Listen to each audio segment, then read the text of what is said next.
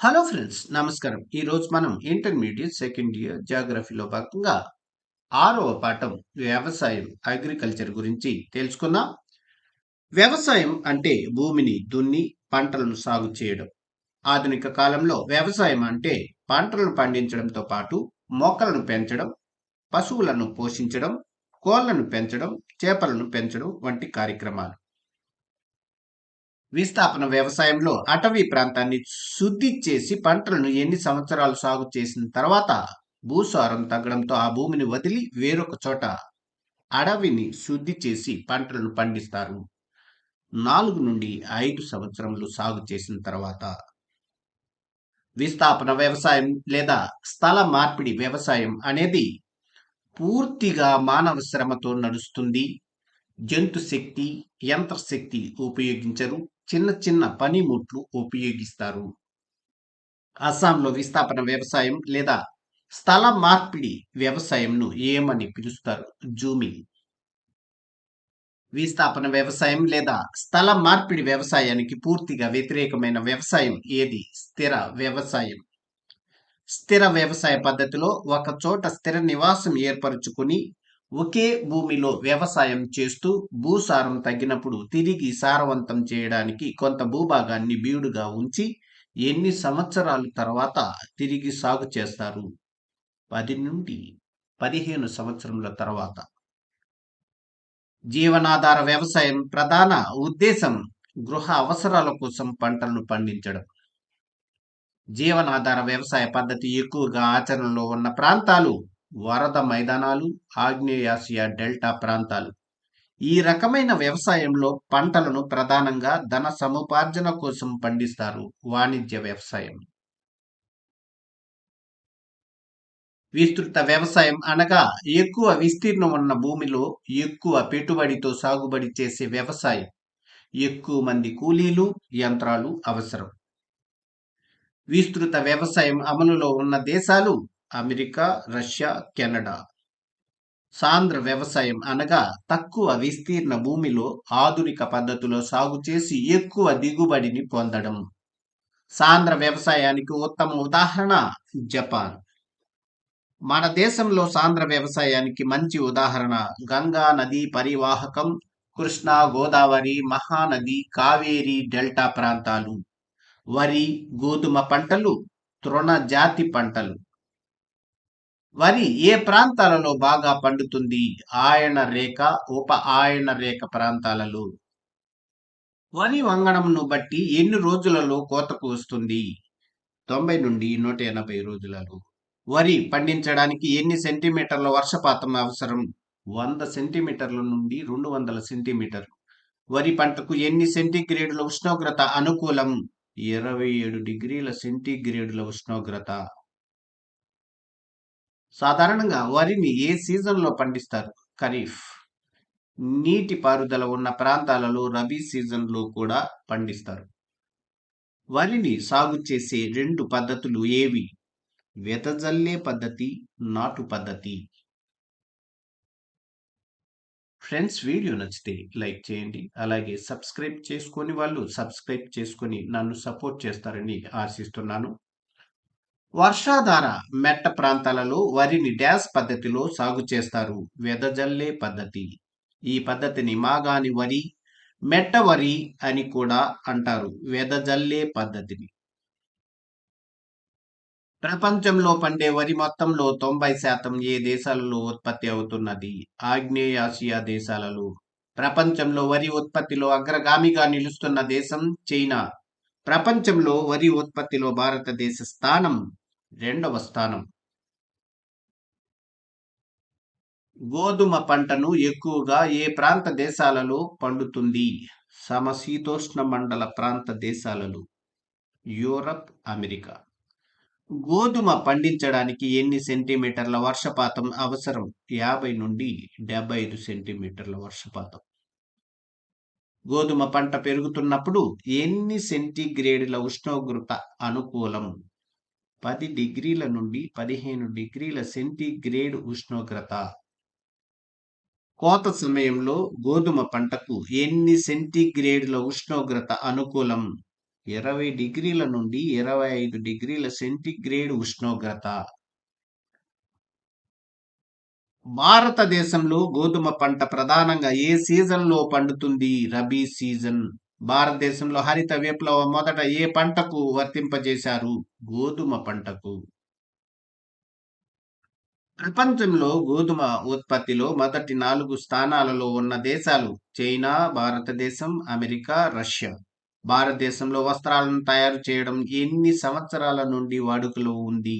దాదాపు 5,000 సంవత్సరాల నుండి. పత్తి పంటకు అనుకూలమైన భూములు నల్లరేగడి భూములు. పత్తి పంటకు ఎన్ని సెంటీమీటర్ల వర్షపాతం అవసరం?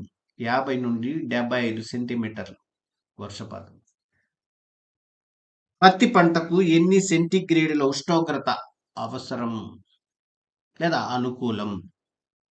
20 డిగ్రీల నుండి 38 డిగ్రీల సెంటీగ్రేడ్. పత్తి పంటకు ఎన్ని రోజుల వరకు మంచు పడకుండా ఉండాలి? కనీసం 200 రోజులు. ప్రపంచంలో పత్తి ఉత్పత్తిలో మొదటి 3 స్థానాలలో ఉన్న దేశాలు చైనా, భారతదేశం, అమెరికా సంయుక్త రాష్ట్రాలు. పొడుగు పింజ పత్తికి చెందిన దేశాలు అమెరికా, ఈజిప్ట్ దేశాలు. పోగుల విడిని బట్టి పత్తి ఎన్ని రకాలు? అవి ఏవి? 4 రకాలు. అవి సీ ఐలాండ్ పత్తి, ఈజిప్ట్ పత్తి, అమెరికా మెట్ట ప్రాంతపు పత్తి, పొట్టి పింజ పత్తి. 5 సెంటీమీటర్ల కన్నా పొడవుగా ఉండే శ్రేష్టమైన పత్తి రకం ఏది? సీ ఐలాండ్ పత్తి. ఫ్రెండ్స్, వీడియో నచ్చితే లైక్ చేయండి. సీ ఐలాండ్ పత్తి రకం పండే ప్రాంతాలు పోర్చుగల్, అమెరికా సంయుక్త రాష్ట్రాలలోని కొన్ని ప్రాంతాలు.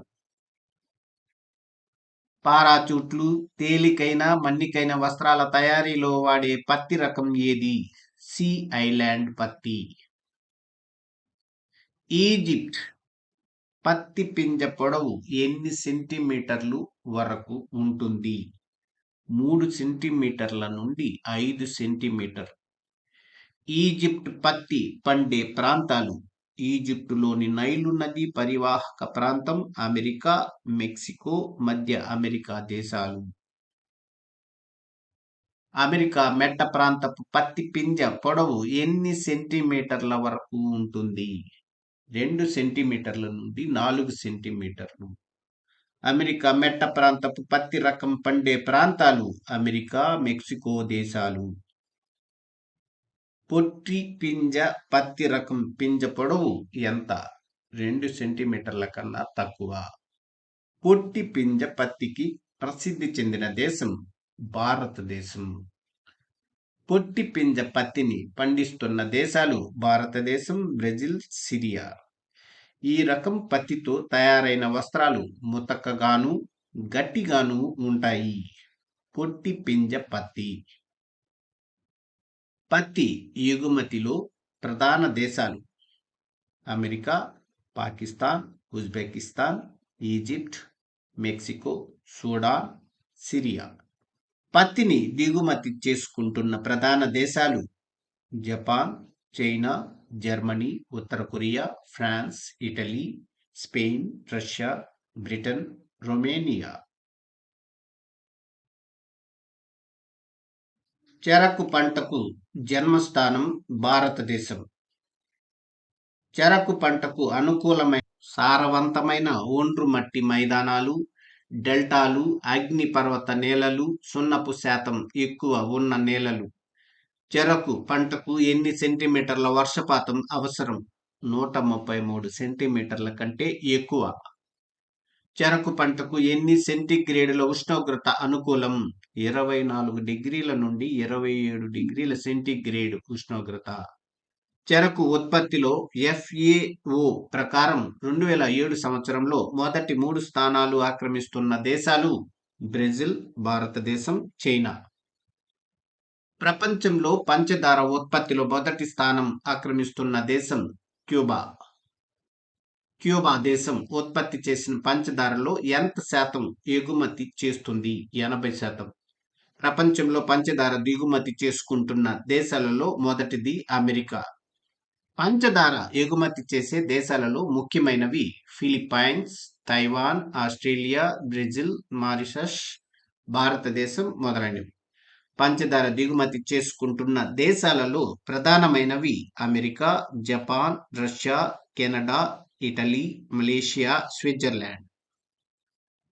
తోట రకపు పంటలు ఏవి? పండ్ల తోటలు, పప్పుల పంటలు, రబ్బరు పంట, కాఫీ, తేయాకు మొదలగు పంటలు.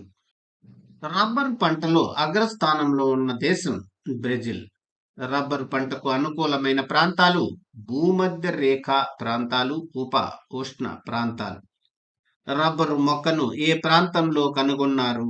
బ్రెజిల్లోని అమెరికా నది పరివాహక ప్రాంతంలో. రబ్బరు పంటకు అనుకూలమైన ఉష్ణోగ్రత 25 డిగ్రీల నుండి 30 డిగ్రీల సెంటీగ్రేడ్ ఉష్ణోగ్రత. రబ్బరు పంటకు ఎన్ని సెంటీమీటర్ల వర్షపాతం అవసరం? 200 సెంటీమీటర్ల కంటే ఎక్కువ.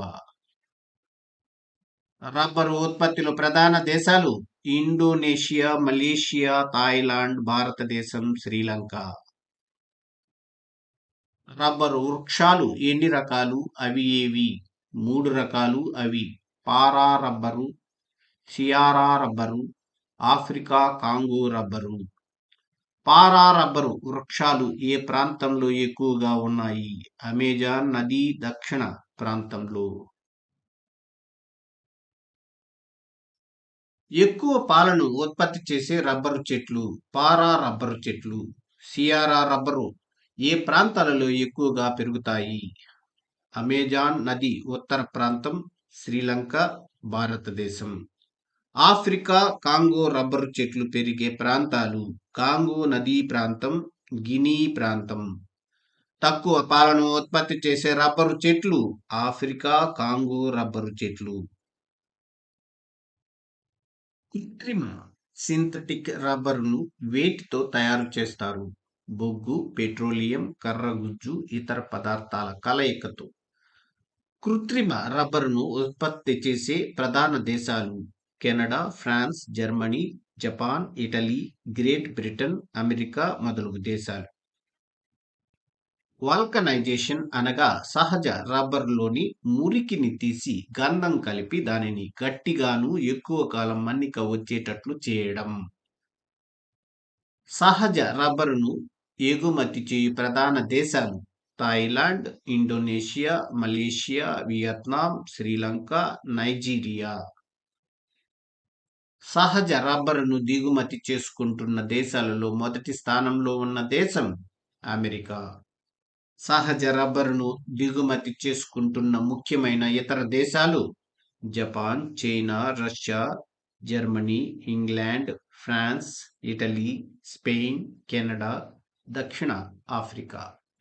ఫ్రెండ్స్, వీడియో నచ్చితే లైక్ చేయండి, అలాగే సబ్స్క్రైబ్ చేసుకుని నన్ను సపోర్ట్ చేస్తారని ఆశిస్తున్నాను. తేయాకు సాగు చేయడం ఎప్పుడు, ఎక్కడ ప్రారంభమైనట్టు చారిత్రక ఆధారాల ద్వారా తెలుస్తుంది. క్రీస్తు శకం 15వ శతాబ్ది ఆరంభంలో చైనా దేశంలోని యాంగ్ ట్సు లోయలో తేయాకును పానీయంగా సేవించడం ఏ శతాబ్దంలో, ఎక్కడ ప్రారంభమైంది? 17వ శతాబ్దం మొదట్లో ఐరోపా ఖండంలో. తేయాకు పంటకు ఎన్ని సెంటీమీటర్ల వర్షపాతం సంవత్సరం పొడవునా అవసరం? 180 సెంటీమీటర్లు పైబడి. తేయాకు పంటకు ఎన్ని సెంటీగ్రేడుల ఉష్ణోగ్రత అనుకూలం? 22 డిగ్రీల సెంటీగ్రేడుల నుండి 25 డిగ్రీల సెంటీగ్రేడుల మధ్య ఉండడం. తేయాకు పంటకు అనుకూలమైన నేలలు సేంద్రియ పదార్థాలతో కూడిన సారవంతమైన ఎర్రమట్టి నేలలు. తేయాకు మొక్కలు ఎన్ని సంవత్సరముల వరకు ఫల సాయాన్ని అందిస్తాయి? 40 సంవత్సరముల నుండి 50 సంవత్సరముల వరకు. తేయాకు మొక్క సంవత్సరమునకు ఎన్నిసార్లు కోతకు వస్తుంది? 3 లేక 4 సార్లు. తేయాకు మొక్క నాటిన ఎన్ని సంవత్సరాలకు ఫలసాయాన్ని ఇస్తుంది? 3 సంవత్సరములకు. రంగును బట్టి తేయాకు ఎన్ని రకాలు? అవి ఏవి? 2 రకాలు. అవి నల్లనిది, పచ్చనిది. నల్ల తేయాకు ఎక్కువ ఉత్పత్తి ఎక్కడ జరుగుతుంది? భారతదేశం. ఫ్రెండ్స్, వీడియో నచ్చితే లైక్ చేయండి. పచ్చని తేయాకు ఎక్కువ ఉత్పత్తి ఎక్కడ జరుగుతుంది? చైనా. తేయాకును పండించే ప్రధాన దేశాలు చైనా, భారతదేశం, కెన్యా, శ్రీలంక.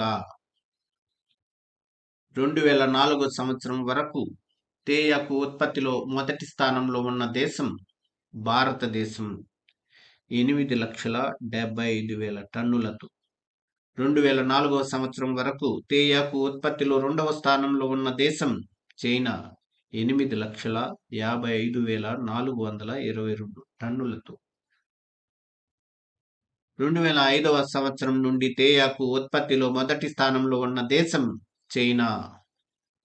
ప్రపంచ తేయాకు ఉత్పత్తిలో ప్రస్తుతం మొదటి 3 స్థానాలు ఆక్రమిస్తున్న దేశాలు చైనా, భారతదేశం, కెన్యా. కాఫీ పంటకు జన్మస్థానం ఇథియోపియా దేశంలోని కాఫా ప్రాంతం, ఆఫ్రికా ఖండం. కాఫీ పంటకు అనుకూలమైన నేలలు అగ్నిపర్వత సంబంధమైన బూడిద రంగు నేలలు, ఇసుకతో కూడిన ఎర్ర నేలలు. కాఫీ పంటకు ఎన్ని సెంటీమీటర్ల వర్షపాతం అవసరం? 200 సెంటీమీటర్లు. కాఫీ పంటకు ఎన్ని సెంటీగ్రేడుల ఉష్ణోగ్రత అనుకూలం? 23 డిగ్రీల నుండి 25 డిగ్రీల సెంటీగ్రేడులు. కాఫీ చెట్లు ఎన్ని సంవత్సరముల లోపు కాపుకు వస్తాయి? 4 నుండి 5 సంవత్సరముల లోపు. కాఫీ చెట్లు ఎన్ని సంవత్సరముల వరకు ఫలసాయాన్ని ఇస్తాయి? 25 నుండి 40 సంవత్సరముల వరకు. కాఫీ కాయలు కాయడానికి ఎన్ని నెలలు పడుతుంది? 6 నుండి 7 నెలలు. కాఫీ పండ్లను ఏ కాలంలో కోస్తారు? శీతాకాలంలో, వసంతకాలంలో. కాఫీ కాయల దిగుబడి ఏ కాలంలో ఎక్కువ మోతాదులో ఉంటుంది? శీతాకాలంలో. ప్రపంచంలో కాఫీ గింజల ఉత్పత్తిలో దాదాపు 35% ఈ దేశం నుండి ఉత్పత్తి అవుతుంది, బ్రెజిల్. ప్రపంచ కాఫీ ఉత్పత్తిలో మొదటి స్థానం ఆక్రమించిన దేశం బ్రెజిల్. ప్రపంచ కాఫీ భాండంగాను, కాఫీ ప్రపంచానికి రాజుగాను పేరు పొందిన దేశం బ్రెజిల్.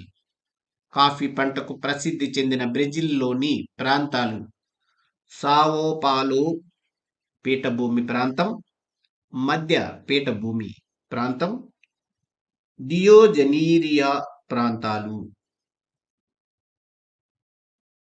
బ్రెజిల్ సంపాదించే మొత్తం విదేశీ మారక ద్రవ్యంలో ఎంత శాతం కాఫీ ఎగుమతుల ద్వారా లభిస్తుంది? 65 నుండి 75%. ఈ దేశాలలో పండే కాఫీ శ్రేష్టమైంది? భారతదేశం, కొలంబియా, అరేబియా. భారతదేశం ఉత్పత్తి చేస్తున్న కాఫీలో 60% స్థానికంగా వినియోగం అవుతుండగా మిగతా మొత్తాన్ని ఏ దేశాలకు ఎగుమతి చేయబడుతుంది? England, France, Germany, Netherland, Belgium, Australia, Iran. Coffee గింజలను దిగుమతి చేసుకుంటున్న దేశాలలో మొదటి స్థానంలో ఉన్న దేశం అమెరికా. కాఫీ గింజలను దిగుమతి చేసుకుంటున్న ప్రధాన దేశాలు America, Germany, France, Italy, Netherland, Japan, Sweden, Canada, Belgium దేశాలు. ఫ్రెండ్స్, వీడియో నచ్చితే లైక్ చేసి, షేర్ చేసి, సబ్స్క్రైబ్ చేసుకోండి. అలాగే బెల్ ఐకాన్ పై క్లిక్ చేసినట్లయితే మన కొత్త నోటిఫికేషన్స్ మీకు అందుతూ ఉంటాయి. Thank you for watching this video.